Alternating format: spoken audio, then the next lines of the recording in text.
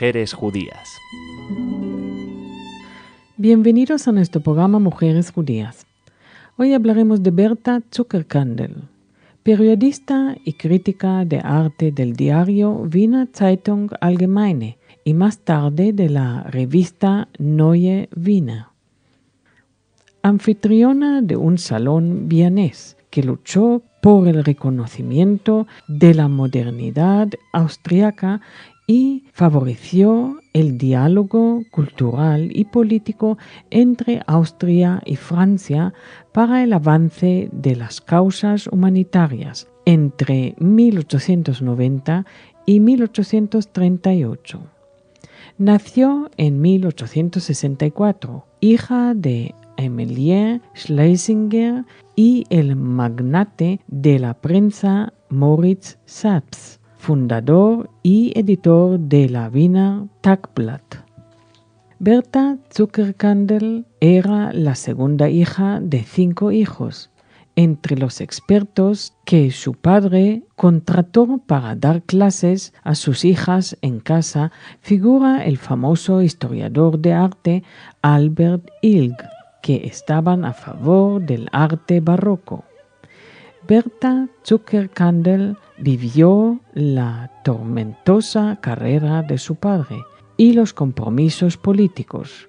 Moritz Saps era asesor de Rudolf, príncipe de la corona, y partidario de una alianza entre Austria y Francia a través de sus conexiones con los políticos liberales franceses, como Léon Gambetta y Georges Clemenceau. El hermano de Clemenceau, Pablo, se casó con la hija mayor de Saps, Sophie. Berta continuó la misión política de su padre, oponiéndose a la anexión de Austria a Alemania después de la Primera Guerra Mundial y promovió el intercambio cultural con Francia. Durante sus visitas a París, Berta conoció a famosos artistas como Auguste Rodin. Conoció el caso Dreyfus en el salón de su hermana y apoyó la lucha para reconocer su inocencia.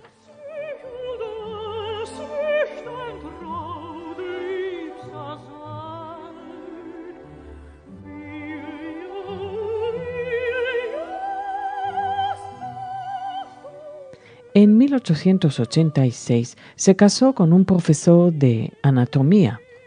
Su único hijo nació en 1895.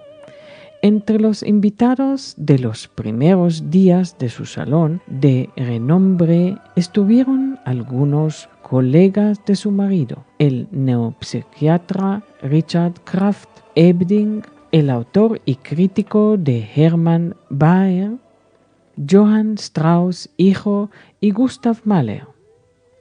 Luchando codo con sus colegas, Baer y Ludwig Havesi levantó la bandera del arte moderno de Austria, defensa y promoción de artistas como Gustav Klimt, Oskar Kokoschka, el arquitecto Otto Wagner y Joseph Hoffmann, con la reputación de la Sensación de Viena y los talleres de Viena, talleres vieneses. Por otra parte, se presentó ahí a personalidades públicas nuevas como la artista alemana Kitty Kollowitz y el diseñador de moda francés Paul Poiret. Su salón se convirtió en un centro artístico importante. En 1905 causó sensación con la publicación de una entrevista con Klimt, que, en nombre de la libertad del arte, declaró que iba a volver a comprar los paneles que había diseñado para el techo de la Universidad de Viena, que habían sido rechazados por el Ministerio Austriaco de Educación. En 1908, Zuckerkandel publicó una colección selecta de sus ensayos sobre arte contemporáneo.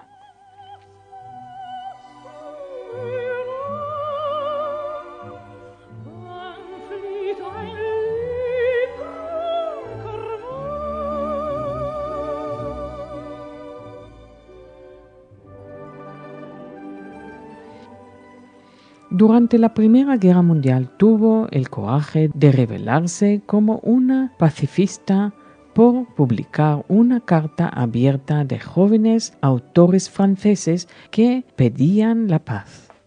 Al mismo tiempo publicó un llamamiento a una comisión humanitaria para los judíos que sufrían en Galicia y exigió tolerancia por parte de los vianeses hacia el flujo de emigrantes judíos de las provincias orientales.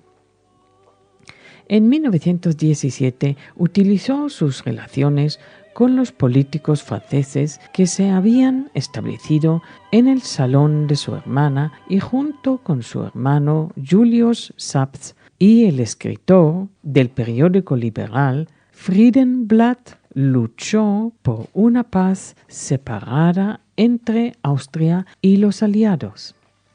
Después de la guerra, reconocido tanto por los socialistas y los partidos conservadores como diplomática austriaca extraoficial, Zuckerkandl entabló contactos informales con políticos franceses, consiguiendo que la Comisión Hoover ayudara a enfermos en Austria después de la guerra y más de 10 años más tarde persuadir al canciller austriaco para revisar el caso de Philipp Halsmann, un judío de Riga encarcelado tras ser acusado falsamente por un propietario de un restaurante antisemita local de matar a su padre. Como resultado de su intervención, Halsmann fue indultado. Durante la década de 1920, Zuckerkandl promovió los proyectos de teatro de Max Reinhardt y Hugo von Hofmannsthal, especialmente en los festivales de Salzburgo. Ella se trasladó a la ciudad y comenzó la segunda ronda de su salón, recibiendo a autores famosos como Arthur Schnitzler, Stefan Zweig, Franz Werfel, Felix Salten, Richard Baer Hoffmann y Hugo von Hofmannsthal, así como los líderes socialistas y conservadores, Julio Tandler y Ignaz Seipel. A finales de 1922 comenzó a publicar en el diario Neue Wiener y otras revistas. En 1924 publicó una serie de entrevistas con políticos británicos y ministros franceses de finanzas. Comprometidos con un diálogo entre Austria y Francia, Zuckerkandl tradujo al alemán las obras de Gerlady, Henry Lenormand, Jane Anouilh, Marcel Archat y Jacques Busquet, siendo galardonada con la Orden de la Legión de Honor.